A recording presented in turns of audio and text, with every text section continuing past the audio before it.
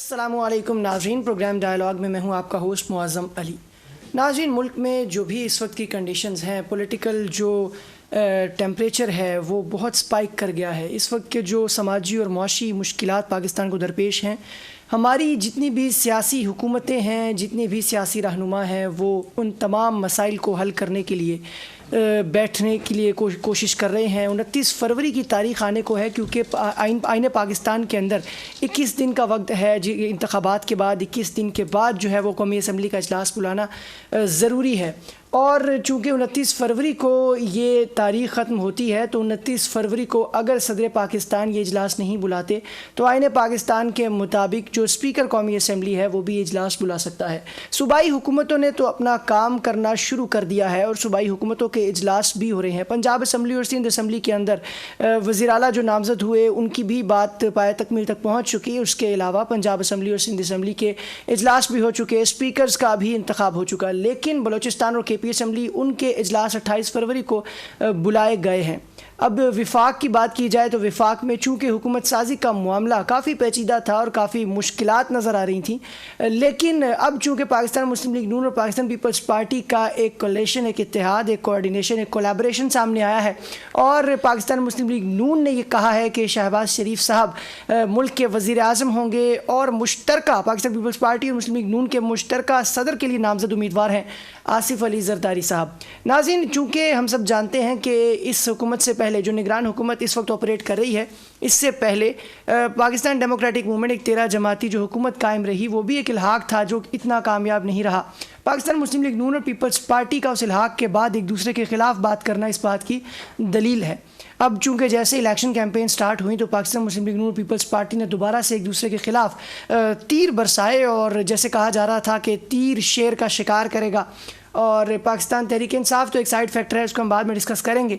तो लेकिन कुछ देर बाद ये हुआ कि जब इलेक्शन कैंपेन ख़त्म हुई, इंतखाबी माहौल फाइनलाइज हुआ, तो ये बात सामने आई कि कोई भी पार्टी, ना मुस्लिम लीग नून ना पीपल्स पार्टी, 2/3 मेजॉरिटी लेने में कामयाब हुई और इत्तेहाद या इल्हाक के बगैर किसी भी एक सिंगल पार्टी का हुकूमत बनाना नामुमकिन सूरत हाल है। तो वो तमाम गिले शिकवे, वो तमाम जो तनकीद एक दूसरे पर की जा रही थी, वो फरामोश करके दोनों पार्टीज़ ने सर जोड़े और अल्टीमेटली अब उनका इल्हाक हो चुका है।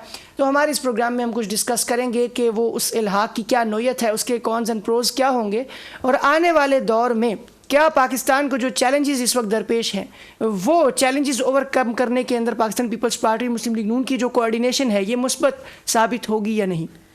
पाकिस्तान तहरीक इंसाफ की बात की जाए तो पाकिस्तान तहरीक इंसाफ वाले अभी तक अपने जो उनका मौक़िफ़ है उस पर कायम है कि उनके साथ ज़्यादती हुई है, उनके साथ जो इंतखाबात के अंदर धांधली का मरहला, धांधली का एस्पेक्ट है वो बहुत अया है, उसको एड्रेस किया जाए, उस पर इन्वेस्टिगेशन हो, उसकी इंक्वायरी होनी चाहिए। इस सारे मामले के अंदर वो थोड़ा सा आगे भी निकल गए हैं। इंटरनेशनल मीडिया तक तो बात ठीक थी, लेकिन अब चूँकि वी ऑल नो कि जैसे पाकिस्तान तहरीक इंसाफ ने पाकिस्तान तहरीक इंसाफ के जो चेयरमैन हैं उन्होंने IMF को एक ख़त लिखने की बात की और उसके बाद अब वो ख़त लिखा भी जा चुका है, तो उसके ऊपर काफ़ी तनकीद हुई कि क्या पाकिस्तान तहरीक इंसाफ ये चाहती है कि पाकिस्तान को मिलने वाला कर्ज़ा उस रास्ते में रुकावट बने और पाकिस्तान को वो कर्ज़ा ना मिले और पाकिस्तान मुआशी तौर पे एक बार फिर से निढाल हो जाए। इस हवाले से हम जानेंगे। हमारे साथ इस वक्त स्टूडियो में मौजूद हैं शहरजाद साहिबा जो रहनुमा PTI हैं, इनको हम वेलकम करते हैं। अस्सलाम वालेकुम शहरजाद साहिबा।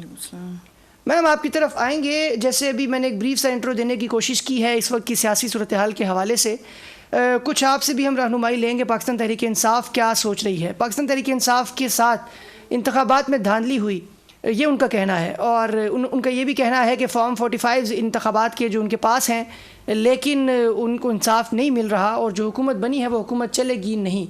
तो मैं आपसे कुछ इन बातों पर रहनुमाई लूँगा कि जो पाकिस्तान मुस्लिम लीग नून और पीपल्स पार्टी का मौक़िफ़ है कि अगर आपके पास धांधली हुई है तो आप एहतजाज ना करें, आप इलेक्शन कमीशन जाएं, जो इलेक्शन ट्रिब्यूनल्स कायम हुए हैं वहाँ जाएं, अदालतों में जाएं और प्रॉपर चैनल अपने फॉर्म 45 को लीगलाइज तरीके से डिलीवर करें और इंसाफ मांगे तो यकीनन आपके साथ इंसाफ होगा। तो पहले तो इस पॉइंट को बताइएगा, क्या आपको अदालतों से और इलेक्शन कमीशन के जो इलेक्शन ट्रिब्यूनल्स कायम किए गए हैं उनसे उम्मीद है? उसके बाद हम IMF वाले एस्पेक्ट को टच करेंगे। जी मैम। जी, सबको मालूम है, सब ने तकरीबन 2 साल से ये सब चीज़ें जो हैं वो लोगों के सामने आया हैं और सब देख रहे हैं जो अदालतों के हमारे हालात हैं और जो बाकी कोई भी इदारा, इलेक्शन कमीशन को देख लें, तो ये सब रोना रोया जा रहा है, और ये सब सिर्फ हम लोग पीटीआई के लोग नहीं रो रहे, बल्कि हर तरफ से यही आवाज़ें आ रही हैं। और जनरल पब्लिक का ये अब एक स्ट्रॉन्ग एक परसेप्शन ये बन गया है कि कोई भी इदारा फ्रीली काम नहीं कर रहा, और जो है अनबायस्ड होके कोई भी इदारा काम नहीं कर रहा। तो ऐसे हालात में हम, हालांकि पीटीआई पूरी अपनी जो लीगल स्ट्रगल है वो, और जो है अपनी उम्मीद, उसका दामन किसी सूरत नहीं छोड़ रही, लेकिन ये दूसरी तरफ ये भी एक हकीकत है कि जो है चांसेस जो हैं हमें इंसाफ मिलने के वो बहुत कम हैं।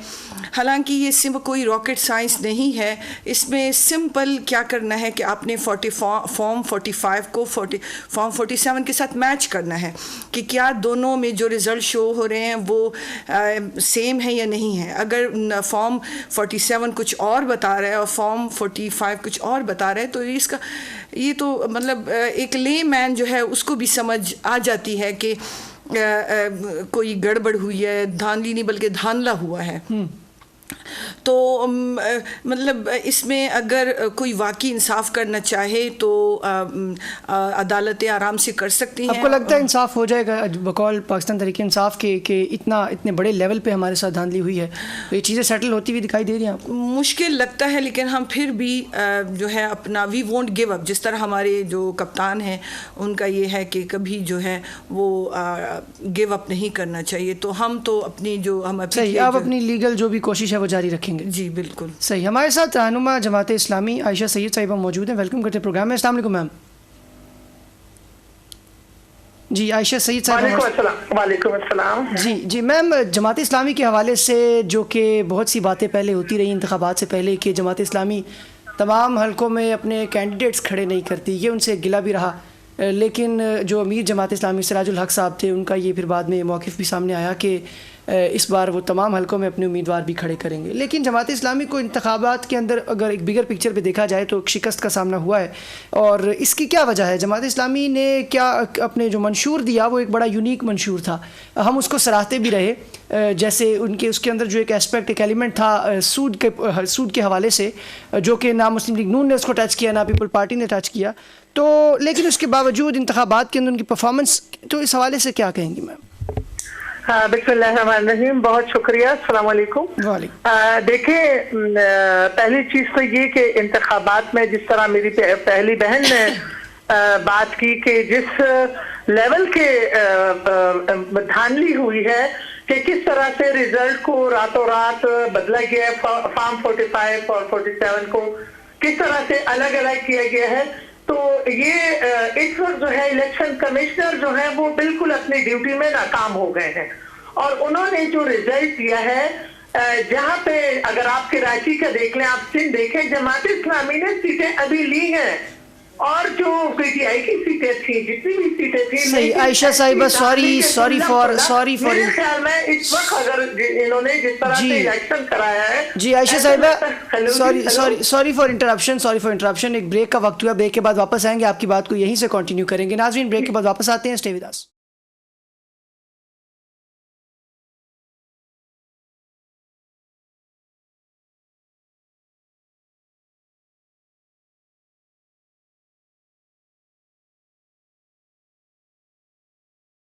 वेलकम बैक नाज़रीन। आयशा सैयद साहिबा जमात इस्लामी से हमारे साथ मौजूद है। जी आयशा सैयद साहिबा, आपसे जानना चाहूँगा, इंतखाबात से थोड़ा सा आगे बढ़ते हैं क्योंकि इस वक्त हुकूमत साजी का मरहला आ गया है और हुकूमत साजी भी फाइनलाइज हो चुकी है। पाकिस्तान मुस्लिम लीग नून और पीपल्स पार्टी का जो इल्हाक हुआ है, इस हवाले से थोड़ा सा बताइएगा। मैं ये कहूँगी, ये जो हुकूमत बन रही है बिल्कुल जाली हुकूमत है, ये अवाम का मैंडेट नहीं है। अवाम जो मैंडेट देती है उसका एहतराम किया जाता है, लेकिन इस वक्त पाकिस्तानी अवाम के साथ इस तरह खेला जा रहा है कि इनकी कोई हैसियत ही नहीं, उनको आप लोगों की तो कोई हैसियत ही नहीं है। इस वक्त जो हुकूमत बनने जा रही, जाहिर है जहां पे भी जालसाजी होती है, जहां पे भी गलत काम होता है, उसका नतीजा अच्छा नहीं होता। और किस तरह से वो हुकूमतें जो तसलसल से पाकिस्तान पे 40 साल से चली आ रही हैं, बल्कि 70-75 साल से चली आ रही है, और उन्होंने इस मुल्क को कहां से कहां लाके खड़ा किया है। उन्हीं लोगों ने कहां पे जो मुल्क के खजानों को किस तरह लूटा, मुल्क के इदारों को किस तरह लूटा, पाकिस्तान के अवाम का मैंडेट किस तरह लूटा, तो क्या अब क्या कहते हैं कि वो लोग दोबारा इस मुल्क को क्या डिलीवर कर पाएंगे। तो मैं समझती हूँ कि जैसे जिस तरह ये हुकूमतें बनी है, ये इक़्तिदार की जंग थी जो इन्होंने लड़ी, ये इक़्तिदार की वो ख्वाहिशात थी जो इनकी पूरी हो गई, लेकिन अवाम, पाकिस्तानी अवाम के लिए, आपके टीवी चैनल के थ्रू मैं पूरी अवाम से कहती हूँ कि आपके लिए इस मुल्क में कुछ भी नहीं बचा। और आज जो कर्ज होगा, गैस आपकी निगरान हुकूमत ने किस रेट पे लगा दी, लोगों के बिल उनकी तनख्वाहों से ज्यादा है, बिजली आपकी किस लेवल पे चली गई, आम फर्द का, आम आवाम का जीना दोबर हो गया। तो यही लोग हैं जो इस मुल्क को इस नहज में इन्होंने लाके खड़ा किया है। ऊपर से मेरे भाई आप सुप्रीम कोर्ट के फैसले कादियानियों के बारे में देख लें, आप क्या उम्मीद रखते हैं, आप क्या समझते हैं कि क्या ये अवाम जो है, ये मुल्क जिनका है, आप रियासती सतह पे जितनी भी दहशतगर्दी करना चाहें कर ले, और ये अवाम इनकी कोई हैसियत नहीं है। तो मैं समझती हूँ कि जो भी हुकूमत आएगी और वो जाली हुकूमत, तो वो इस मुल्क को कुछ डिलीवर नहीं कर सकती, ना ही इनके नौजवानों को कोई रोजगार दे सकती है, ना ही पाकिस्तान के कर्ज को कम कर सकती है, ना ही पाकिस्तान के मसाइल को ये लोग हल कर सकते हैं। अगर ये हल कर सकते होते तो ये क्या कोई कम दफा, ये चौथी दफा हुकूमत में आ रहा है, और यही पीपल्स पार्टी और यही मुस्लिम लीग, इनका फैसला हो गया कि इन्हीं को रखना है, बस किसी और को आने नहीं देना। आपने इससे पहले मुझसे पूछा कि जमात इस्लामी नहीं जीती, जमात इस्लामी ने कितने सीटें जीती है और इन्होंने नहीं दी। तो देखें, इलेक्शन कमिश्नर को चाहिए कि इस वक्त वो मुस्तफी हो, उन्होंने कौम के हक पे डाका मारा है। जो इदारे इसमें मुलविस हैं, उन तमाम इदारों के गले में ये फंदा जाता है कि अवाम की जो बदहाली है उसके जिम्मेदार सिर्फ और सिर्फ आप हैं। सही सही। और आयशा सैयद साहिबा हमारे साथ, शहजाद साहिबा भी मौजूद है, रहनुमा पीटीआई, थोड़े सी इनसे भी बात करते हैं। शहजाद साहिबा, जो IMF को ख़त लिखा गया पाकिस्तान तहरीक इंसाफ की जानिब से, काफ़ी तनकीद का निशाना भी बना है, तो इस हवाले से आपका क्या मौक़िफ़ है? क्या ये वाक़तन ऐसा है कि पाकिस्तान को एक बार फिर से डिफ़ॉल्ट होते हुए जो है तहरीक इंसाफ उसको कोई प्रॉब्लमेटिक नहीं समझती? क्या वाक़तन इसकी वजह से ये प्रॉब्लम क्रिएट हो सकता है, या पाकिस्तान तहरीक इंसाफ समझती है कि IMF को अगर वो कर्ज देने से रोक लेंगे तो क्या पाकिस्तान की मईशत के ऊपर कोई असर नहीं पड़ेगा? देखिए, पहले तो मैं अपनी बहन की बात को आगे बढ़ाऊंगी कि एक तो जिस तरह उन्होंने कहा कि PDM में ऑलरेडी यही पीपल्स पार्टी थी, यही नून लीग थी, यही शहबाज शरीफ था, यही जरदारी साहब थे, तो उन्होंने क्या डिलीवर किया जो अब डिलीवर करके देंगे। दूसरी बात यह है कि इनका जो इल्हाक है वो एक मसनूई इल्हाक है, क्योंकि उसमें वो अपने मफादात का इल्हाक है, मतलब वो अवाम के लिए इल्हाक नहीं है। क्योंकि अगर अवाम के लिए इल्हाक होता तो ये अपने जो मंशूर हैं इन्होंने जो मंशूर में क्लेम किया था कि हम लोग ये काम करेंगे, तो उन्होंने उस पे डिस्कस करना था, उसकी बेस पे ये लोग इत्तेहाद बनाते कि हमने ये काम हम करेंगे। लेकिन इन्होंने इत्तेफाक सिर्फ सीटों की जो डिस्ट्रीब्यूशन है, जो बंदर बांट है, उसके लिए उन्होंने इत्तेफाक किया है। तो आप खुद सोचें कि ऐसे इत्तेफाक जिसमें अवाम के लिए का कोई बुनियाद ही ना हो, अवाम की जो मफादात हैं उसको नहीं बुनियाद बनाया गया, तो फिर कैसे वो इत्तेहाद जो है वो अवाम के को जो है हालात बेहतर करेगा या उनको कोई रिलीफ दे सकेंगे। और रह गई दूसरी बात ये लेटर की, तो ऐसी हुकूमत जो है इट्स बाउंड टू फेल। और तो यही बात इमरान खान बार बार करते हैं, चाहे लेटर में हो, चाहे जिस भी चीज़ हो, चाहे जो है मीडिया पे हो, कि ये इस किस्म के जो इत्तेहाद हैं ये इन्होंने मज़ीद पाकिस्तान को नीचे लेके जाना है। तो हम सबको आँखें अपनी ख्वाबी खरगोश से उठना चाहिए, निकलना चाहिए और अपनी आँखें खोलनी चाहिए कि पाकिस्तान मज़ीद ये जो PDM है, PDM 2 जो है, ये पाकिस्तान को दोबारा नहीं। शहजाद साहिबा, ये बताइए ना कि अगर तो ये IMF को ख़त लिखा गया, इसकी वजह से IMF ने लोन देने से इनकार कर दिया जैसा तहरीक इंसाफ चाहती है या जैसी उनकी डायरेक्शन नज़र आती है, तो क्या आप समझती हैं कि पाकिस्तान के हक में है ये बात? देखिए, IMF जो है वो एक बहुत ही कॉम्प्लेक्स और एक बंदे पे बेस नहीं है, इसमें बहुत ही मतलब प्रोफेशनल एक इंस्टीट्यूट है, ठीक है। तो वो इस तरह किसी के एक लेटर पे डिसीजन नहीं लेंगे। तो फिर लिखने का क्या फ़ायदा? देखें, मैं उसी तरफ आती हूँ। तो वो सिर्फ एक डायरेक्शन तो हो सकती है, थोड़ा सा मतलब इन्फॉर्म तो हो सकता है कि, लेकिन इसका मतलब ये नहीं है कि वो लोन नहीं देंगे, लोन वो देंगे। और दूसरी बात ये कि अगर लोन मिल भी जाता है तो आपके ख्याल में क्या हालात पाकिस्तान के ठीक हो जाएंगे? ये डिफ़ॉल्ट से बच जाएगा? शहजाद साहिबा, तहरीक इंसाफ के जो चेयरमैन हैं उनका ये ख़त लिखने का जो मौक़िफ़ है, जो वजह उन्होंने बताई है वो ये है कि अगर पाकिस्तान को ये लोन मिल गया तो वापस कैसे करेंगे।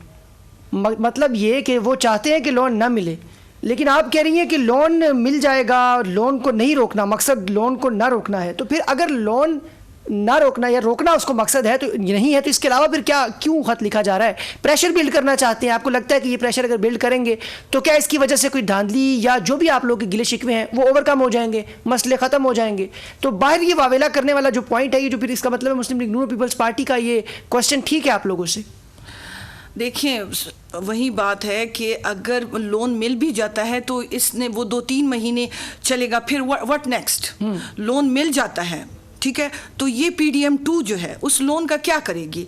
वो ज़्यादा से ज़्यादा इदारों को तनख्वाहें कुछ 2-3 या 4 महीनों तक तनख्वाहें मिल जाएंगी, बाकी तो उस लोन का या ख़ुद ये लोग अपनी जो मिनिस्टर्स हैं और अपने जो भी असम्बली और प्रोविंशियल असम्बली और जो है उनकी तनख्वाहें देंगे। सही। आयशा सईद साहिबा थोड़ा सा फैसिलिटेट करने के लिए। आयशा सईद साहिबा की जानिब बढ़ते हैं। माज़रत, शहजाद साहिबा बात कर रही थी। आयशा सईद साहिबा, मरीम नवाज साहिबा इस वक्त पंजाब की नामजद वज़ीर आला हैं और आने वाले दौर में कैसा देखती हैं एक खातून वज़ीर आला को? जो आप भी खातून हैं तो उनको इस बात पे अप्रिशिएट करेंगी, चूँकि जितनी भी इस वक्त की पाकिस्तान की वुमेन है वो इस चीज़ को कुछ हद तक सेलिब्रेट भी कर रही हैं। तो इस हवाले से बताइएगा कि पॉलिटिकली तो एक एनालिसिस आपका है कि वो शायद हुकूमत ना चला पाएँ या चलाएँगी तो मुश्किलात होंगी या शायद वो अहल नहीं है, लेकिन जहाँ तक बात है वुमेन एम्पावरमेंट की, तो इस ओहदे तक पहुँचना, इस हवाले से क्या समझती हैं, क्या राय है आपकी? जी मैम। देखिए, जहाँ तक बात है ख़वातीन का आगे जाना बहुत अहम है, बहुत अच्छा है, और पाकिस्तान में बहुत सारे मसाइल भी हैं, बहुत सारे चैलेंजेस भी हैं, लेकिन ये भी नहीं है कि पाकिस्तान में ख़वातीन को आगे बढ़ने नहीं दिया जाता। पाकिस्तान में ख़वातीन को आगे बढ़ने दिया भी जा रहा है, और ख़वातीन और तो हमारी असम्बलियाँ वो कोशिश कर रही हैं कि ख़वातीन के लिए कानून साजी हो और उनको आगे बढ़ाया जाए। जैसे वोट में 10% का जो लाजिम कर दिया गया है, जनरल सीट पे जो लाजिम कर दिया गया है, ये बहुत अच्छी बात है, लेकिन मैं आपको ये ज़रूर कहूँगी कि कहीं पे भी पाकिस्तान के मसाइल ना ख़वातीन के ज़्यादा आने से होगा ना मर्दों के ज़्यादा आने से होगा, जब तक पाकिस्तान में जो आपका आर्टिकल 62 और 63 है और वो हमें जो क्राइटेरिया देता है एक पार्लियामेंटेरियन के लिए, अगर हम उस वक्त तक जब पार्लियामेंटेरियन को उस पर नहीं जांचेंगे और उस आर्टिकल 62 और 63 पे उनको नहीं पूरा करेंगे, तो मेरा ख्याल नहीं कि कोई भी खातून आके कोई मसाइल हल कर ले या कोई भी मर्द आके मसाइल हल कर ले। अगर वो पाकिस्तान में हुकूमत में आते इसलिए हैं कि वो मुल्क को लूटें, मुल्क के खजानों को लूटें और वो मुल्क में अपनी जायदादें बना लें और अपने जो बैंक अकाउंट हैं वो उनके भर जाए, लेकिन इस मुल्क का और इस आवाम का कुछ ना हो। तो मेरे ख्याल में अगर खातून आती है और कोई मर्द भी आता है और फिर वो जाली तरीके से आते हैं, फिर वो मैंडेट भी आवाम का चोरी करते हैं, मुझे नहीं लगता कि पाकिस्तान के मसाइल इस तरह से कोई भी खातून आती है तो वो हल कर सके या कोई भी मर्द आता है। मतलब ये जेंडर का कोई मसला नहीं है। सही, मसला जो है आपका जो रूल है पॉलिसी किस तरह प्ले कर रहा है। बिल्कुल बिल्कुल, मैं समझ गया आयशा सईद साहब, आप कहना चाह रही हैं कि ये इनफरादी तौर पे या स्पेसिफिकली कोई एक इंडिविजुअल का काम नहीं है, ये एक टीम वर्क है। जब तक पूरी टीम सही पॉलिसी के तहत काम करेगी तो शायद मामला बेहतर होगा। ट्रांसपेरेंसी नहीं होगी, उसमें आइन और कानून की पासदारी नहीं होगी, उसमें इदारों का जो रोल होता है मुल्क के लिए, आवाम के लिए, वो सही तरह से अदा नहीं करेंगे। मैं सही पाकिस्तान को इस तरह से कोई खातून या कोई भी आगे ठीक कर सही। हमारे साथ इस वक्त आरिफ चौधरी साहब भी मौजूद है, माहिर कानून है, वेलकम करते हैं प्रोग्राम में। अस्सलाम वालेकुम आरिफ चौधरी साहब। जी बात साहब। आशा साहब, जो कि इस वक्त पॉलिटिकल कंडीशन है आपके सामने है और आपका तज्जिया भी काफ़ी अहमियत का हामिल है, चूँकि इस वक्त 29 फरवरी की तारीख भी आने को है और आईने पाकिस्तान की जो गिवन रूल्स एंड रेगुलेशंस हैं उनके मुताबिक आशा साहब दिन भी कम रह गए हैं, कौमी असम्बली का इजलास भी बुलाना ज़रूरी है और अगर सदर पाकिस्तान नहीं बुलाते तो स्पीकर के पास भी इख्तियार है। तो कानून की रोशनी में थोड़ा सा इस हवाले से बताइएगा इस इजलास की क्या अहमियत है और इन केस क्या आप समझते हैं कि जो इल्हाक हो चुका, सेटलमेंट हो चुकी, तो अब गवर्नमेंट जो है अलाइन हो सकती है बहुत आराम सुकून से? देखिए, मैं आपको एक अर्ज करूं कि ये जो इस वक्त असम्बली का इजलास है, जहाँ तक कानून के तकाजों का ताल्लुक है, वो तो एक फॉर्मेलिटी है, वो पूरी होगी। सही। लेकिन इस वक्त जो पाकिस्तान को दरपेश मसले हैं, सबसे बड़ा मसला वो पाकिस्तान के वो इंतखाबात हैं जो अभी हुए हैं और उन इंतखाबात के नतीजे में एक पार्टी ने वाज़ेह तौर पर अक्सरियत हासिल की है और उसके पास इस चीज़ का सबूत मौजूद है कि उसकी तकरीबन 80 से ज़्यादा सीटें जो है वो ऐसी हैं जो उन्होंने जीती हैं फॉर्म 45 के मुताबिक, लेकिन उन्हें मैंडेट नहीं दिया जा रहा और दूसरे लोगों को जिता दिया गया है। ये वो बात है कि जिसकी मौजूदगी में जब तक ये मसला हल नहीं होता उस वक्त तक पाकिस्तान में क्रेडिबिलिटी का इतना बड़ा फुकदान है कि जो इलेक्शन का मकसद था, जिसके लिए इलेक्शन करवाया गया था, वो पूरा नहीं होता। और उससे ये जो आपने फरमा रहे थे अभी के जी इलेक्शन के नतीजे, अभी वो मरियम नवाज साहिबा होगी चीफ मिनिस्टर, तो उससे क्या होगा? बात ये है कि मरियम नवाज साहिबा जो है वो बतौर खातून के चीफ मिनिस्टर नहीं आ रही, वो एक डायनेस्टी, एक खानदान के उस फर्द के तौर पर आ रही है जिसकी विरासत में वो समझती है कि उन्हें चीफ मिनिस्टर बनना चाहिए और उस विरासत के तौर पर उन्हें चीफ मिनिस्टर बनाया जा रहा है। जहाँ तक मेरी राय है, ये चुप्टी खातून जो हैं इंतहाई ज्यादा मुंतकिम मिजाज है। इन्होंने अब तक जिस तरह साफियों के साथ, जिस तरह सियासी मुखालफीन के साथ, यानी इक्तदार में बज़ाहिर ना होते हुए लेकिन अमली तौर पर इक्तदार में होते हुए, चूंकि जब से इनके साथ मामला इस्टेब्लिशमेंट के तय हुए हैं उस वक्त से ये सारी बातें इन्हीं की मानी जा रही हैं। तो जिस तरह का सलूक इसने किया है अपने मुखालफीन के साथ, अरशद शरीफ साहब के मरहूम के कत्ल पे, शहादत पे जो इनका रिएक्शन था, और दूसरे सियासी कारकुनों के साथ जिस तरह जिले शाह और दीगर के साथ जो कुछ हुआ इनके कहने पे, और खवातीन के साथ जो कुछ हुआ, मैं समझता हूँ कि इसकी मौजूदगी में इनकी जो बैकग्राउंड है वो ये बता रही है कि ये पाकिस्तान में इंतहाई ज्यादा पंजाब के अंदर इंतकाम की सियासत करेगी और इनके साथ इनकी मरियम औरंगजेब और इनके साथी जो है वो बुनियादी तौर पर वही साथी है जो बिल्कुल यदि वो आगे बढ़ा के बात करते हैं कि जी इनको दबा दिया जाए। सही, इधर पाकिस्तान में आरिफ शोई साहब यहीं से एक बात मुझे पूछनी दीजिए यहीं से, जैसे आप कह रहे हैं कि मुंतकिम सियासत करेंगी, उनकी आपने एग्जांपल्स भी कोट की हैं, लेकिन पहले की बात आपको नहीं लगता थोड़ी सी और थी, मुख्तलिफ थी? तब मुस्लिम लीग नून के जो हालात थे वो थे भी काफ़ी कॉम्प्लिकेटेड और मुश्किलात भी बहुत थी और प्रेशर भी बहुत था, लेकिन अब चूँकि उनके मामलात भी सेटल हो चुके हैं, रिलैक्सड भी हैं और चूँकि रहनुमाई भी उनके साथ है, नवाज शरीफ साहब भी हैं, शहबाज शरीफ साहब भी हैं, तो शायद कोई स्मूथ हो, अलाइन हो मामला, और पहली बार हुकूमत में आ रही हैं, इक़्तिदार में आ रही हैं, तो मामला शायद मुख्तलिफ तरह से मैनेज करें। नहीं, बात यह है कि मुख्तलिफ तरह से मैनेज इसलिए नहीं कर सकती कि एक पॉलिटिकल पार्टी का पूरा दबाव मौजूद है और जो मैदान के अंदर मौजूद है और इनसे तादाद उनकी ज्यादा है, पॉपुलैरिटी ज्यादा है, उसको अभी तक यानी उसके ज़हन में जो कॉन्सेप्ट है वो यही है कि जब तक मैं उस पॉलिटिकल पार्टी को एलिमिनेट ना कर लूँ उस वक्त तक मेरी सियासत या मेरा इक़्तिदार जो वो हमेशा के लिए कायम रखना चाहती है तो वो नहीं चलता। तो इसलिए ये बातें जो है ना कि जी किसकी मौजूद है, जी नवाज शरीफ मौजूद है या शहबाज शरीफ मौजूद है, उनमें से कोई भी किसी का वजूद भी जो है उसके लिए काफी नहीं है। आपका क्या ख्याल है कि शहबाज शरीफ साहब जो है वो उसके मामले में मुदाखलत कर सकते हैं? शहबाज शरीफ साहब एक चालाकी के साथ इक़्तिदार में आ रहे हैं और जहां तक यानी उन ताल्लुक है उनकी नवाज शरीफ की बेटी का, शहबाज शरीफ साहब उसके सामने जरा बराबर कोई बात नहीं कर सकते, उसको समझाना तो दरकिनार, उसकी हर बात वो मानने पे मजबूर हैं। तो तो इसलिए ये आप बिल्कुल भूल जाएं कि पंजाब के अंदर अमन होगा या पंजाब के अंदर उसकी वजह से सियासी जो रवादारी है वो पनपेगी। अब बात इससे ज्यादा संगीन ये है कि जो आने वाले दिनों में पाकिस्तान को कर्जों की जरूरत है या पाकिस्तान को बाहर से इमदादों की जरूरत है, क्या वो मौजूदा सूरत हाल में हो सकती है, IMF से डील हो सकती है, नहीं हो सकती। अच्छा, इधर से आशुतोष साहब थोड़ा सा हाईलाइट ये भी कर दीजिएगा, जो तहरीक इंसाफ ने IMF को खत लिखा है ये कितना मौसर है और क्या ये पाकिस्तान के हक में है या पाकिस्तान के फेवर में है? मैं ये समझता हूँ, मैं आपको एक करूँ, खत लिखे या ना लिखे, अब आप बुनियादी बात यह है कि जब ऐसी सूरत हाल हो कि ये तहरीक इंसाफ ने अब तक पूरे सब्र का मुजाहरा किया, हर तरह तशद्दुद बर्दाश्त किया और इसके बावजूद उन्होंने वोट का रास्ता इख्तियार किया। उन्होंने कहा जी हमारे साथ आप जो भी कर लें, हम इलेक्शन से भागेंगे नहीं, इलेक्शन लड़ेंगे। अब इलेक्शन का रास्ता जो था ये इंतहाई जमहूरी रास्ता था और उस रास्ते पर अमल करने के बाद होना ये चाहिए था कि जिनको मैंडेट लोगों ने दिया है उन्हें इक़्तिदार दे दिया जाता।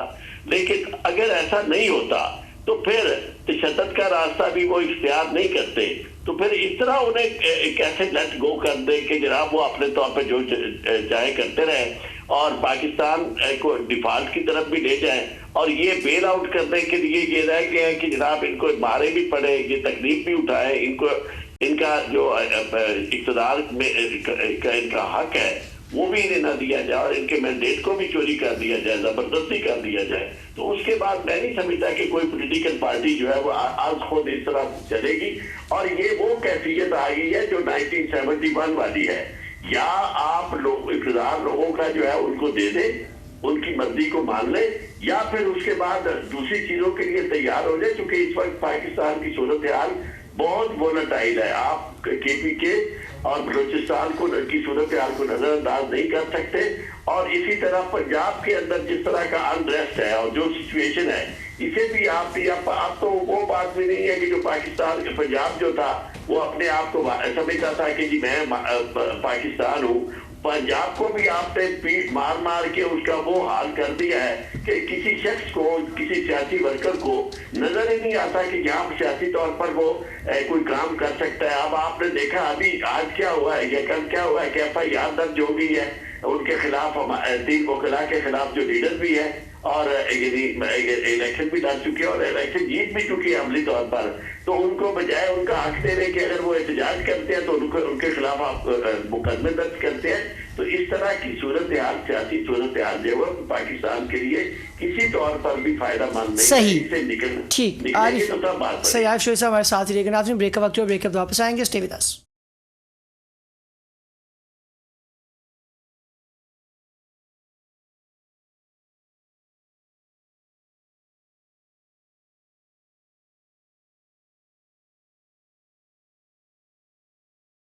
वेलकम बैक नाज़रीन।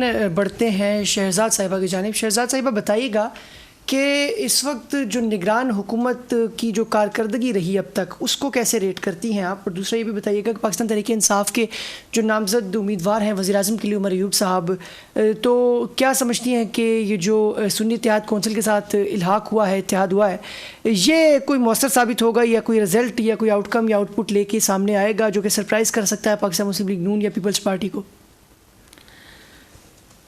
पहले तो उमर अयूब साहब की जो सिलेक्शन है या उनका जो नॉमिनेशन है ये वाकई बहुत खुशाइन है और इससे पॉजिटिव चेंज आएगी। लेकिन ये कहना कि उस पे क्योंकि इन्होंने जिस तरह सब एक खिचड़ी बनाई हुई है और PDM2 जिस तरह है, मुझे नहीं लगता कि इससे कोई जो है कोई पॉजिटिव की उसकी डायरेक्शन की तरफ हम लोग बढ़ेंगे। और ख़ास करके जो मरीम नवाज़ साहिबा की जो नेचर है और जो नेचर कभी अभी थोड़ी देर पहले कोई कह रहा था कि भाई शहबाज शरीफ उनको डायरेक्शन देंगे, उनकी हेल्प करेंगे, तो वो अब बच्ची नहीं है। और दूसरी बात है कि इंसान की नेचर बदलती इस तरह नहीं बदलती, स्पेशली इस उम्र में आके 40 साल के बाद नेचर नहीं बदलती। तो हम कैसे उनसे ये एक्सपेक्ट कर सकते हैं कि वो अचानक वन फाइन डे जो है वो एक और मरियम नवाज़ बन के सामने आएंगी।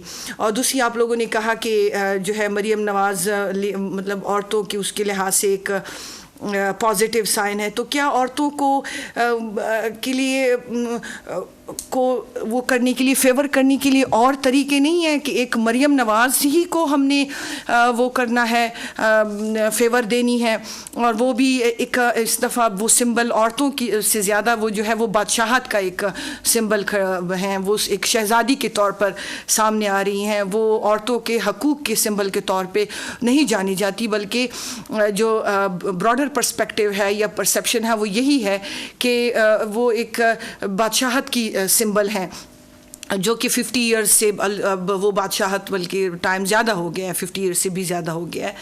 तो ये चीज़ है। और उमर अयूब साहब को काफ़ी मुश्किलात होंगी, और क्योंकि देखें वही बात है कि ये लोग उस पे एडहॉक बेसिस पे हुकूमत चलाना चाहते हैं। जो PDM 2 वाले लोग हैं ये एडहॉक के बेस पे। लेकिन अपना शहजाद साहिबा एक पॉइंट ही कि चेयरमैन तहरीक इंसाफ जो है उनका जो द वे ऑफ पॉलिटिक्स है, उनका जो रवैया है, या जो उनकी जो एक सियासत करने का तरीक़ाकार जो है वो भी सेम टू सेम है, वैसे का वैसा रहा। अभी पाकिस्तान मुस्लिम लीग नून पीपल्स पार्टी ने उनको दावत भी दी कि बैठें और बात करें और मामलात को सॉल्व करें, क्योंकि इस वक्त का यही तकाजा है। लेकिन उन्होंने क्लियर कट कह दिया कि मैं मुस्लिम लीग नून और पीपल्स पार्टी से किसी किस्म की कोई बात नहीं करूँगा। तो क्या ये एक सियासतदान को जो दूरअंदेश है, जो मुल्की मसाइल को हल करने के बारे में सोचता है, तो वो क्या उसको ये सूट करता है इस तरह की सख्ती अपने रवैये के अंदर? क्या लीनियंसी, कंप्रोमाइज़, क्या ये पॉलिटिक्स का पार्ट नहीं है? आप क्या समझती हैं? देखिए, मफाहमत की सियासत जो है वो नज़रियाती सियासत से बहुत। शहजाद साहिब आपकी जानिब में आऊँगा। मैं हमें ज्वाइन किया है रफ़ीक राजवाना साहब ने, साबिक गवर्नर पंजाब है। वेलकम करते हैं प्रोग्राम में। अस्सलाम वालेकुम राजवाना साहब। जी वालेकुम अस्सलाम जनाब। रफ़ीक साहब, यही आपसे सवाल करूंगा कि जो चेयरमैन PTI का IMF को ख़त लिखने का वाला मामला है, पहले तो इस पर भी थोड़ी सी रोशनी डालिएगा कि इस हवाले से क्या सोचा जा रहा है। मुस्लिम लीग नून तो काफ़ी तनकीद कर रही है इस पर। दूसरा ये भी बताइए कि चेयरमैन PTI का जो रवैया है, सियासी जो उनका एटीट्यूड है एक, कि वो बात करने को तैयार नहीं थे। मुस्लिम लीग नून वालों ने भी इस पॉइंट को रेज़ किया, पीपल्स पार्टी ने भी किया, और इस सारे सूरत हाल में अभी तक उनका मौक़िफ़ यही है कि वो हुकूमत साजी के जो भी एक प्रोसेस है उसको निगेट करके वो उमर अयूब साहब को वज़ीर-ए-आज़म बनवाएंगे, और सुन्नी इत्तेहाद कौंसिल के साथ जिनका इल्हाक हुआ है उसको वो सक्सेसफुल करेंगे। तो इस सारे मामले को आप कैसे देख रहे हैं सर? इसके दो पहलू हैं जी। एक तो मैं देख रहा हूँ बतौर पाकिस्तानी के, सारे पहलुओं को बतौर पाकिस्तानी पहले देखना चाहिए जी। यहाँ पे हमारे रिवाज है कि हम अपनी अपनी जमात की आंख से देखें, ठीक है। मेरे लीडर का जो मौक़िफ़ होगा मैं उसी में लगा रहूंगा, ठीक है जी। उससे दाएं बाएं कोई बात नहीं करूंगा, ठीक है। पानी PTI की जो बात है उससे दाएं बाएं होंगे तो पार्टी से इख्तलाफ नजर आ जाएगा। बात यह है कि फर्स्ट वी आर पाकिस्तानी, ठीक है ना। अब मेरी इस गुफ्तगू के बाद भी इख्तलाफ की बात नजर आ जाएगी तो फिर भी इस पे कोई साहब इख्तलाफ करेंगे, या जो भी यहाँ इस वक्त पार्टिसिपेंट है, मैंने किसी को नहीं सुना इस वक्त। तो अब गुजारिश ये है कि जहाँ तक IMF को खत लिखने का तरीकाकार है, तरीकाकार नहीं बल्कि खत लिखने की बात है, वो कह देंगे कि इस हुकूमत को, अगर इस हुकूमत को कर्जा दिया तो उतरेगा नहीं। तो अब तक जितने कर्जे आए हैं तो सारी हुकूमतें बकौल PTI ऐसे थी, ठीक है जी। तो सारी हुकूमतों ने जो कर्जा लिया ऐसे थी। अब इनके खिलाफ अदम एतमाद हो गया, इन्होंने कर्जा लिया, IMF से इन्होंने मुआहदा किया तो ऐसी थी। बात यह है कि पहले भी एक इशू उठा था जब दो वज़राए खजाना, सूबाई और मरकजी वज़राए खजाना की आदि और लीग हुई थी। अब हर चीज को हम देखते हैं कि जो मेरे बदलों के बारे में हो तो मैं तो कहता हूँ गलत है, चाहे वो पाकिस्तान के खिलाफ भी हो, ठीक है ना जी। हम कहते हैं नहीं ये तो बड़ी अच्छी बात कर रहे थे, तो क्या उस ऑडियो लीक को सामने रखें, उस एटीट्यूड को सामने रखें, और अदम एतमाद के बाद जो इस पाकिस्तान में आग लगी, और 2018 के बाद जो सोशल मीडिया पे जो कुछ हालात हुए, इंटॉलरेंस हुई, अदम बर्दाश्त हुई, लोगों की इज्जतें उछाली गई, ठीक है जी। तो इन सारी चीजों को मद्देनजर रखे तो 2018 के बाद जितना सियासी हिजान पैदा हुआ है पाकिस्तान में। इससे पहले कभी इस तरह से नहीं था भी कहीं तो इस लेवल पे नहीं था। ठीक है जी। अब IMF को खत लिखना मैं ये समझता हूँ ये मुल्की मफाद में कतल नहीं है। ठीक है।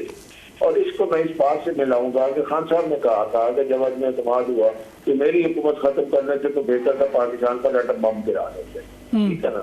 अब बंदे के जज्बात होते हैं। ठीक है, आपकी हुकूमत गिराई गई है, आपको गुस्सा भी होगा, आप विंडिक्टिव भी होंगे, आप इंतकाम भी लेना चाहते होंगे, आप जो मर्जी कहना चाहें। ये जो बात निकली मुंह से उसको IMF में खत से मिलाएं तो एक कड़ी मिलती है मेरी नजर में, सिलसिला मिलता है। ठीक है।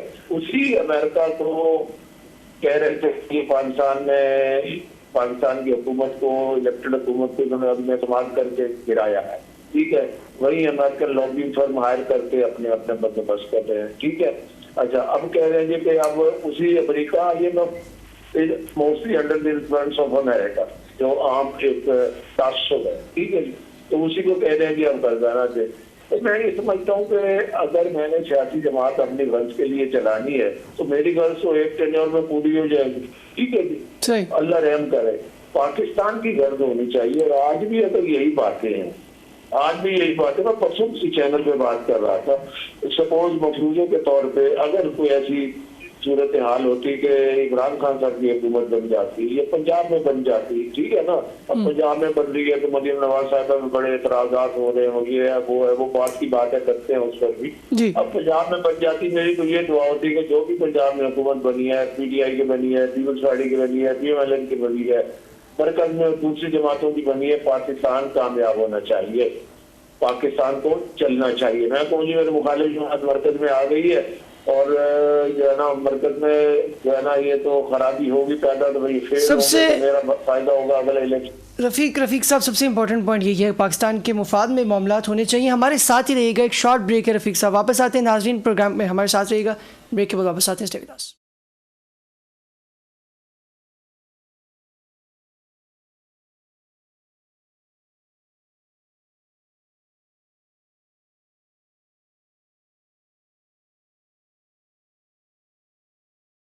वेलकम बैक नाजरीन। चूँकि हमारे साथ रफ़ीक राजौना साहब थे हमारे प्रोग्राम में, उन्होंने काफ़ी हाईलाइट भी किया मामला जो चल रहे हैं। आयशा सईद साहब हमारे साथ मौजूद हैं, उनकी जानिब बढ़ेंगे। आयशा सईद साहिबा, जो कि मरीम नवाज़ साहिबा के बारे में जो भी एतराज़ात हैं वो अपने हाईलाइट किया कि ये एक स्पेसिफिकली या इंडिविजुअल की बस की बात नहीं है, ये एक पूरी टीम की बात है।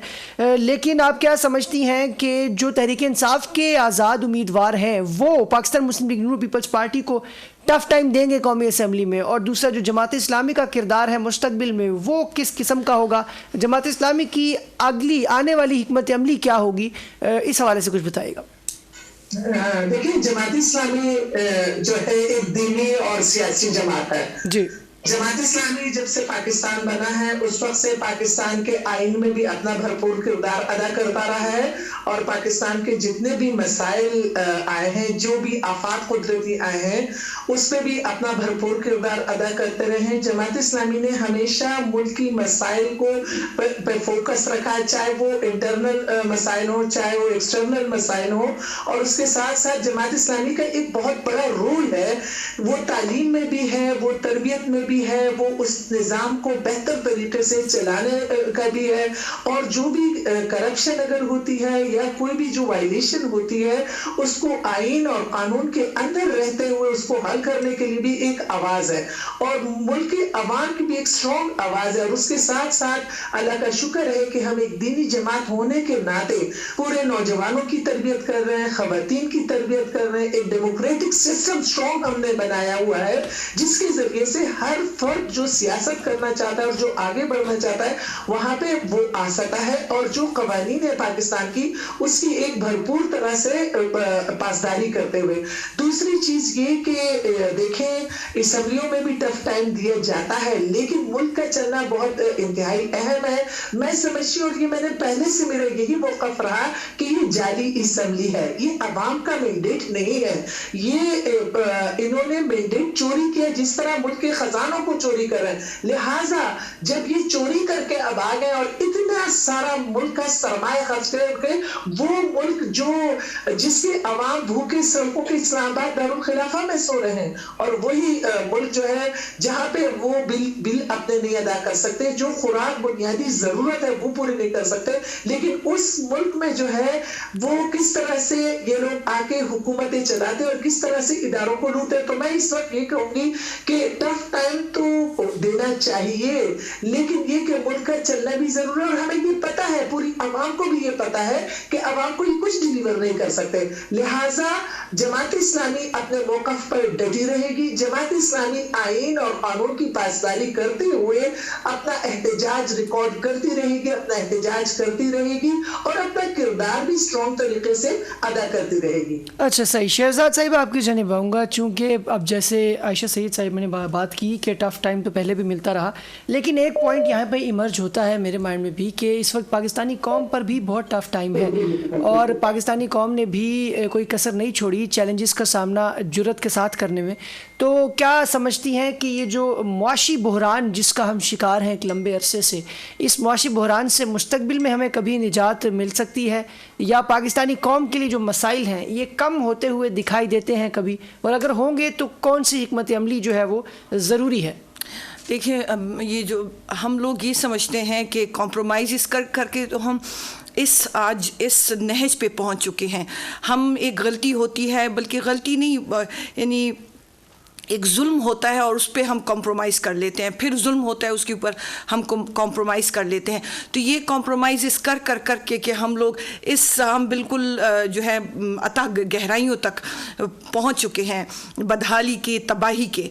तो इस तरह जब जुल्म होता है या इस तरह, तो उस पर चुप रहना या कॉम्प्रोमाइज़ करना, ये जो इक़्तिदार के मज़े लूट रहे हैं वो तो ये बात कह सकते हैं जिनको, लेकिन वंस एंड फॉर ऑल हमें ये चीज़ ख़त्म करनी है। हमें ये जो मुक़्तदिर इदारे हैं, मुक़्तदिरा हैं, उनको जो इसका एड्रेस करना पड़ेगा, इस इशू को, बजाय ये कि रात गई बात गई या मिट्टी पाओ या उसको ब्रश अंडर द कारपेट वाला जो ये सिलसिला है जो 76 ईयर्स से चल रहा है, इस तरह तो ये ख़त्म होना चाहिए। हम लोग प्रॉब्लम ये शहजाद साहिबा, सॉरी टू इंटरप्ट, के ये मिट्टी पाओ वाला जो मैकेनिज़्म है, जो फार्मूला है, वो हर बार कर दिया जाता है। एक पार्टी जिसके साथ जिसको सुप्रेशन फेस करना पड़ता है, उस पार्टी का तो वावेला मंजर आम पर आ जाता है, लेकिन बाकी तमाम पार्टीज़ अपने मुफाद को प्रेफर करते हुए इस चीज़ को हाईलाइट नहीं करती। 2018 जो बिल्कुल रीसेंट पास्ट, बिल्कुल इमीडिएट जो पिछला पास्ट वाला इलेक्शंस था, उसके अंदर सेम सूरत हाल थी। आप भी देख रही हैं, इस हवाले से बात भी हो रही है। तब भी बिल्कुल इसी तरह के मामलात थे, लेकिन तब जो वावेला करने वाली पार्टी थी वो कोई और थी और जो पार्टी खुश थी। अभी तो ये मेरा कहने का पॉइंट, मकसद ये है कि ये तमाम पार्टीज़ को एक पेज पे आना होगा, या इसी तरह चलता रहेगा कि जिसके साथ ज्यादती होगी वो पार्टी इस इशू को हाईलाइट करेगी, बाकी पार्टीज़ अपने इक़्तिदार का मज़ा लूटेंगी। देखिए, मैं तो कभी भी इस बात पे यकीन नहीं करती कि 2018 में PTI को उनके नून लीग की सीटें उठा के PTI की झोली में डाली गई, बल्कि इसका उल्टा था। मुक़्तदिरा ने जब देखा कि इमरान खान PTI वैसी भी जीत रही है, तो उन्होंने PTI के साथ लग के PTI की सिंपथीज, PTI के वर्कर्स की, PTI की पार्टी की और PTI के जो हमारे लीडर हैं उनकी PTI वैसे भी जीत जाती है। जी बिल्कुल, बल्कि ये जो RTS जो बिठाया था, जो RTS बिठाया गया था, वो इमरान खान के हाथ बांधने के लिए बिठाया गया था, ताकि उनको वो 2/3 मेजॉरिटी से जीत रहे थे, ताकि वो उनको, और वही हुआ जो वो चाहते थे। सही। हमें रिजॉइन किया रफ़ीक राजवाना साहब ने। रफ़ीक साहब, मरीम नवाज़ साहिबा इस वक्त वज़ीर आला हैं, नामज़द वज़ीर आला हैं, और पंजाब की आने वाले दौर में पंजाब के जितने भी मामलात हैं उनको सॉर्ट आउट करेंगी। कल उनकी जो वज़ारत आला है वो फाइनलाइज हो जाएगी। तो आप भी इस हवाले से बताइएगा कि क्या देखते हैं, मरीम नवाज़ को एक कामयाब वज़ीर आला के तौर पर देखते हैं या मामलात कॉम्प्लिकेटेड हो सकते हैं? देखने जी, हमारी तो दुआ है, हम उसको कामयाब वज़ीर आला देखना चाहते हैं, ठीक है। और दूसरी बात यह है कि बड़ी बातें हो रही हैं कि जी बस अब क्या कहें, मुख्तलिफ किस्म के अल्फाज इस्तेमाल किए जा रहे हैं, को मुनासिब नहीं है। सियासी इख्तलाफ है तो सियासी इख्तलाफ तक रखें, ठीक है ना। जातियात पे जब आता है तो कम अज कम मैं तो उसका जवाब किसी को नहीं देना चाहता, मैं जवाब दूं तो खुदा ना खास्ता फिर मैं भी किसी की जातियात पे आ जाऊं जो मेरा मेयार नहीं है। ठीक है। हाँ, ये इस बात कौन इनकार करता है कि मियां नवाज शरीफ की बेटी है और उन्होंने उनको जो है ना नामजद किया है। ठीक है, मगर अब बात ये है कि उनका सियासी सफर देखिए। उन्होंने माँ के साथ सफर किया जब मियां साहब जेल में थे, वो फिर उसके बाद मियां साहब के जो है ना बैरून मुल्क रहने के बाद उसने बड़ी मेहनत की और उसके बाद बाप के साथ सीधी लंदन से आई तो वालदा साहिबा मरहूमा को बिस्तर मर्द पर छोड़कर सीधे अली आला जेल गई। ठीक है ना। अब मैं बात कर रहा हूँ तो इसको ये मत समझिए कि मैं PMLN का एक सीनियर कारकुन हूँ तो इसलिए कर रहा हूँ। मैं कुछ वाकयात है इस तरह से। उसके बाद उसने जितने जलसे किए, अपोजिशन बर्दाश्त की, जेल मुकदमे, धक्के, सारे खानदान में नैब, सारा कुछ। ठीक है जी। तो मैं ये समझता हूँ कि उसने काफी सबक सीखा है और उसके बाद मियां साहब को पीछे एक सरपरस्त आला के तौर पर बैठे हैं, उनका तजर्बा है। मियां शहबाज शरीफ साहब वजीर आला रहे, वजीर आजम रहे। ठीक है, 16 माह की कारकर्दगी, इससे पहले को कोई आवाज उठाए तो मैं ये कहता हूँ कि वो मुश्किल तरीन दौर था, उससे हम आवाम को कुछ नहीं कर सके, इसमें कोई दो राय नहीं है। और अब उन्होंने जिस अज़म के साथ ये कलमदान संभाला है तो हमें तो ये सोचना चाहिए, दुआ करनी चाहिए। मैं अपनी पहली गुफ्तगू के साथ इस गुफ्तगू को अटैच करूंगा कि वो कामयाब हों और पंजाब के सूबे को मेहनत से और कामयाबी से चलाएं। दूसरी बात ये है, अगर खुदा न खास्ता अगर वो फेल होती हैं तो अवाम हिसाब किताब बराबर कर देती। ठीक है ना। यहाँ तो हम शाम को सियासी पार्टियों के जो पैनलिस्ट होते हैं वो हिसाब किताब बराबर करने की हम लोग नाकाम कोशिश करते हैं एक दूसरे के साथ। अब अवाम ने हिसाब किताब बराबर करना है। मैं यहाँ से बहस में जीत जाऊँ PTI के या किसी और मोअज़्ज़ज़ रुकन को मैं यहाँ बड़ा बहस करके अपने आप तसल्ली करके जाऊँ जी आज तो मैंने बड़ी उनसे गुफ्तगू की है और बस वो तो बात ही नहीं कर सके, और इसी तरह से मेरे बारे में हो जी कि वो तो बात ही नहीं कर सके, आज हम बाजी जीत गए। यहाँ पे टेलीविजन के प्रोग्राम में ना बाजी जीती जाती है ना हारी जाती है। टेलीविजन के प्रोग्राम में हमें बतौर सियासी वर्कर आवाम को अच्छा मैसेज देना चाहिए। हम हर वक्त दस्तो गिरेबान रहते हैं। ठीक है ना। जिस चैनल पे चले जाए दस्तो गिरेबान को पाकिस्तान की भलाई की गुफ्तगू करते हैं। सारे माशाल्लाह रीजनेबल लोग हैं जो भी प्रोग्राम में हिस्सा लेते हैं, काबिल एहतराम है। I have a lot of respect for everybody, चाहे वो मतलब किसी जेंडर से ताल्लुक रखते हो, काबिल एहतराम होते हैं। इस तरह से राय रखना भी अच्छी चीज है। अपोजिशन का रोल अदा करना उससे बेहतर है। और अगर अपोजिशन तामीरी तनकीद करे, किसी की भी अपोजिशन हो, ठीक है जी, तो मेरा ख्याल है उससे बड़ी खिदमत नहीं है। और अगर जातियात के खिलाफ जंग लड़नी है तो फिर पाकिस्तान कैसे चलेगा। बिल्कुल। मैं यहाँ पे कमेंट करना चाहूँगी। जी, बहुत शुक्रिया रफ़ीक राजवाना साहब। जी, शॉर्ट कमेंट कीजिएगा शहजाद साहिबा। जी, मैं ये कहना चाहती हूँ कि ये वाला अगर आर्ग्यूमेंट जो इन्होंने दिया है कि भाई हुकूमत, पंजाब हुकूमत को चलना चाहिए और आवाम जो है वो बाद में खुद ही वो फैसला करेंगे, तो ये आर्ग्यूमेंट उस वक्त वैलिड होता कि अगर ये हुकूमत जाली हुकूमत ना होती और प्रॉपर मैंडेट के तौर पर आती, जिस तरह इमरान खान की हुकूमत। शहजाद साहिबा बहुत शुक्रिया। डॉक्टर शहजाद साहिबा हमारे साथ मौजूद थी, उसके अलावा हम इनके मशकूर हैं, और आयशा सईद साहब जमात इस्लामी से हमारे साथ मौजूद थी, उनका भी बहुत शुक्रिया। नाजरीन, चूँकि जैसे रफ़ीक राजवाना साहब ने एक पॉइंट को हाईलाइट किया कि टॉक शो में बैठ के एक दूसरे पर तनकीद करना या सिर्फ बात करने से मसाइल हल नहीं होंगे, ग्राउंड परफॉर्मेंस बहुत ज़रूरी है और ग्राउंड पर ऑनेस्टी के साथ परफॉर्म करना यही पाकिस्तान को दरकार है। और पाकिस्तान के मुआशी मसाइल का हल सिर्फ इसी में है कि तमाम सियासी पार्टीज़ के जितने भी लीडरान हैं वो अपने ज़ाती मुफादात को पसे पुश्त डाल के एक टेबल पर बैठें और मामलात को मुज़ाकरात की सतह पर आकर हल करने की कोशिश करें। पाकिस्तानी आवाम के एतमाद को ठेस ना पहुँचाएँ, उनका एतमाद जीतें। प्रोग्राम का वक्त ख़त्म हुआ, अगले प्रोग्राम में फिर से हाजिर होंगे। अब तक के लिए इजाज़त दीजिए। बहुत शुक्रिया। अल्लाह हाफ़िज़।